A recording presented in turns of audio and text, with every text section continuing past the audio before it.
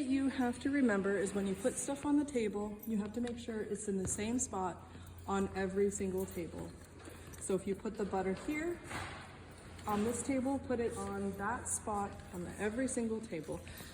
The butter, nothing ever has a specific place on the table. It's important to realize that, but it has to look unison. It has to look purposeful. So water, if you have the handles facing one way, put it on the liner, which is, this is a salad plate.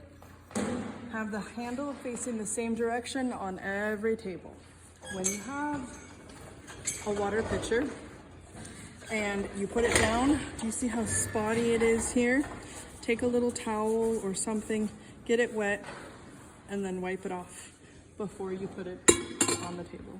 Just the little touches that you have to notice, things like that. The butter knife. The butter knife goes like this. It can also go like this. We also need a butter bowl on this table. A butter bowl, I'll teach you how to do the fold, and we'll show you, again, it goes anywhere as long as it's on the same. We talked about the knife. The knife goes facing down and pointing in.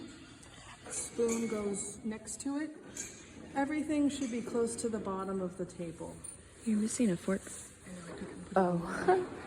When you are setting and serving a table, you always make sure that the corners of the linens point to the corners of the room. And then the seam is down like this. And you make sure that the middle napkin is the same way, but facing the corners. Or sorry, facing the walls. This is for dressing. I just put it on here so you can see what it looks like. I would probably suggest doing 2 ranch and then having an oil and vinegar caddy available if somebody has a dairy allergy.